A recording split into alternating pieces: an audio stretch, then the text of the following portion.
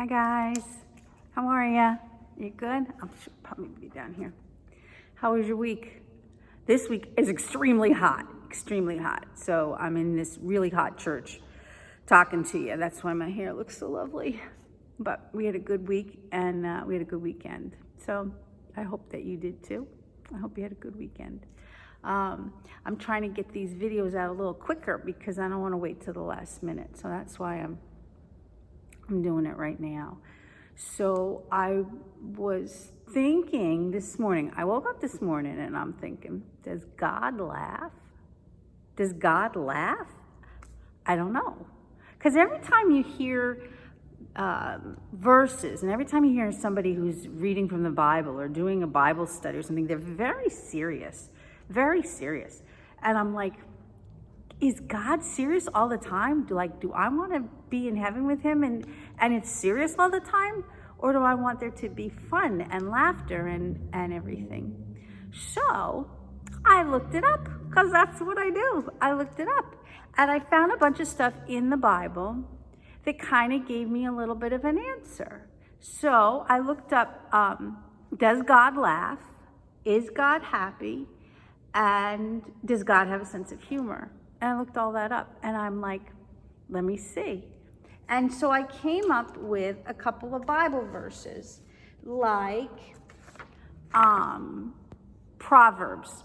Now Proverbs, I have a thing here.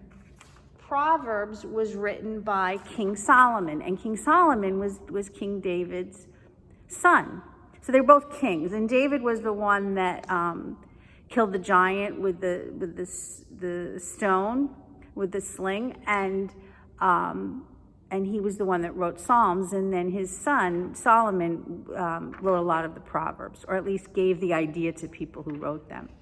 So one of the things that was written it's from Proverbs 17, and it's verse 22. It says, "A happy heart is like good medicine, but a broken spirit drains your strength." So basically that means, yeah, we want to be happy, and God is happy. There's another one from David in Psalm 16:11. "You will teach me God's way to live. Being with you will fill me with joy. At your right hand, I will find pleasure forever." Now, that doesn't sound like serious. That doesn't sound like very, very strong. It sounds like it's fun, right? And happy. How about this one? This is from Luke. Now, you know Luke. Luke is the one that wrote about Jesus's life. And he also wrote the Acts, which is the stuff that happened after Jesus went up to heaven to start the church. Luke was not one of the disciples. I read it today. He was not one of the disciples, but he was an apostle. And he said, what did I write about Luke? Luke walked around with Paul. Remember I talked about Paul last week, where Paul actually did meet Jesus when Jesus was still walking around? And Luke walked around with Paul after that. And Luke wrote, "You people," meaning when you get to heaven, when you're with God, "you people who are now hungry are happy because you will be satisfied. And you people who are now crying are happy because you will laugh with joy." So even if you're sad or scared or crying now, you were going to be happy forever. What's another one? This is my favorite. This is from Ecclesiastes. Ecclesiastes is also written by Solomon, which means it's the Old Testament. It was before Jesus was born. And he wrote it because he wanted to find out what life was about. Why are we doing this? And Miss Kathy thinks about that all the time. What is this life for? What am I supposed to be doing, and why do I have it? And so this is something from Ecclesiastes 3, and it's verses 1 through 4, and I really like this. They wrote a song about this. It says, "There is a right time for everything." Everything on earth has its special season. Like there's a time to be born and a time to die. There is a time to plant and a time to pull up the plants. That means it's a time to plant tomato plants, but there's a time to take them and eat them. There is a time to kill and a time to heal. There is a time to destroy and a time to build. And one of the things that we know is that when you want to build something, first you have to destroy the old thing, like a house. If you want to build a new house, you have to destroy the old house. And here's the part I like. There is a time to cry, because Miss Kathy does that quite a bit, and a time to laugh. And there is a time to be sad and a time to dance. So maybe what they're saying is all of those things are good. It's good to be happy, but it's good to be sad. It's good to build up, but it's also good to break down. It's okay. It's okay. So the last one I wanted to talk about was a story, and it's a story about Abraham and Sarah. Where is it? Here it is. It's a story about Abraham and Sarah. Now, this was written in Genesis, which is right in the beginning, and Genesis was written by Moses, who was the one with that took everybody into the wilderness and walked around and everything. He's the one that was the baby in the basket. So he came up with all of this from God. God gave him these issues, and this is one of the people in the Bible. So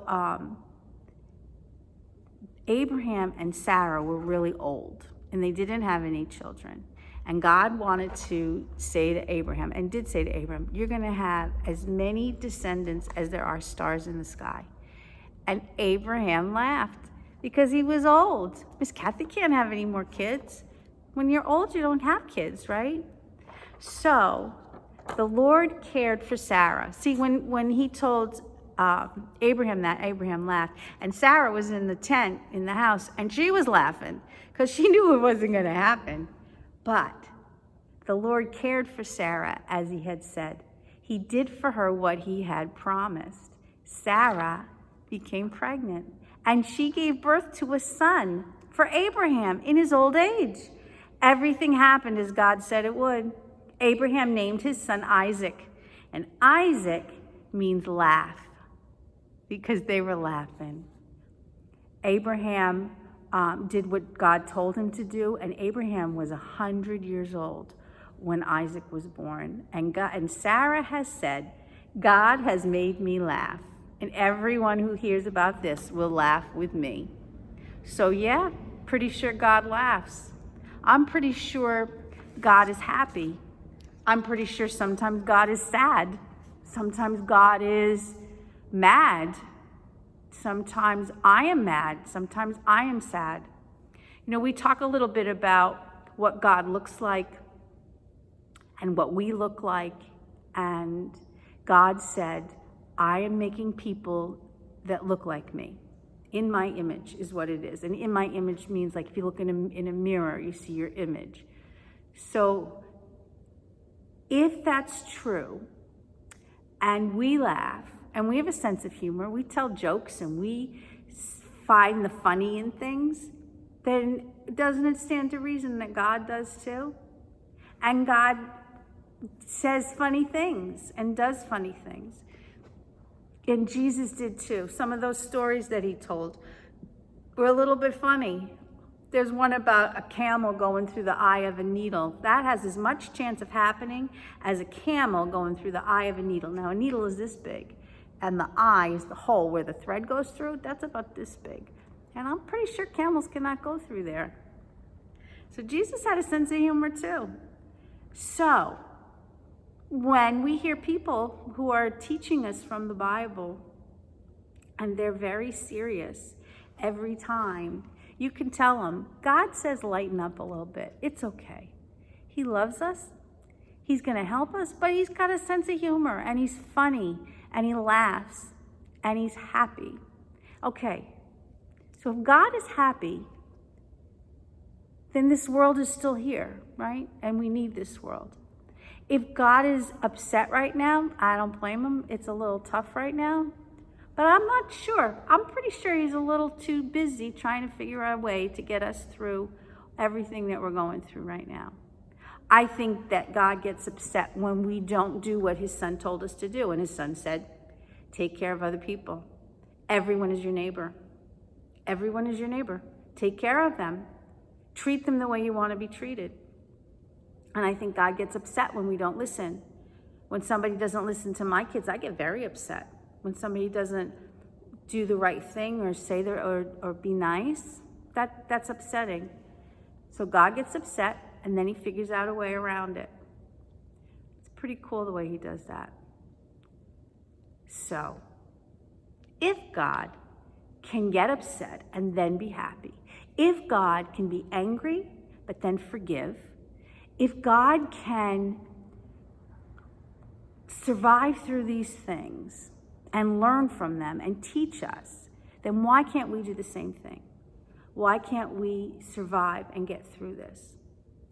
So we're going to come to church when we can. We're going to listen to what God's telling us. If school opens, we will go. If school says you have to learn from home, then we will learn from home. Anything that happens, we can get through it. Because God made us like him, right? And he's got strength. And we have strength. And God's going to take care of us, but we're also going to learn from what he's giving us. So God laughs, and he's got a sense of humor, and he is happy. And we can laugh, and we can have a sense of humor, and we can be happy. There are times when you need to be angry because you need to make change. Change comes with fear and anger. There are times when you need to be sad because you're going to miss someone, or your life is going to go in a different direction than you thought. You might have to stay home for school. There are times when you're going to be scared, when you don't know what's going to happen. But always you come out of those negative, those little harder feelings. I don't want to say negative because they're legit, but a little bit harder feelings. There's time you get out of that, and you get back to a place where you can laugh and tell jokes and see the funny in things and laugh at things like babies who are crawling backwards, or dolphins who jump in the air, or daddies who do dad jokes, right? That's what we're going to do. So if you feel sad, that's no problem. There's a time for that. If you feel scared, you talk to God, you talk to mom and dad, and know that you're not going to be scared forever. If you feel sad, then cry. If you feel angry, feel the anger without hurting people. And then know that you're going to be happy again, and you're going to be laughing again, and life is going to be okay again. I know that you have this incredible life because your mom and dad are taking care of you. And I know that that's going to help you through all of this. Now, while you're a kid, in a couple of years when you're a little older, when you're a mom yourself or a dad or a grandparent, you're going to get through this because this is all what it's supposed to be. So, you have a good week. And if it's hard and you're crying, then cry and then say, okay, but God is happy. And God is not going to be happy if I'm sad. And God's going to help me through this. And mom. And God's going to send people to help me through this. Like a teacher or a best friend or a mom or a dad or a pastor or the next door neighbor or grandma. Somebody's going to come. And you're going to do this. I know you are. I love you guys so much. And I miss you a lot. But I know that where you are is maybe where you're supposed to be. I also know that school's going to start and jobs are going to come back and we're going to go back. My mom says everything comes back around again. Nothing is forever. And she's right. She's been through a lot of this stuff. So we know it's going to happen. All right? Try to stay cool if you possibly can. Keep wearing a mask. Keep coughing in your elbow. That's what I tell my preschoolers. And keep safe. Keep 6 feet away from people that you don't know really well. Okay? I love you guys. I miss you a lot. But we will be together soon. Have a good week. Love you.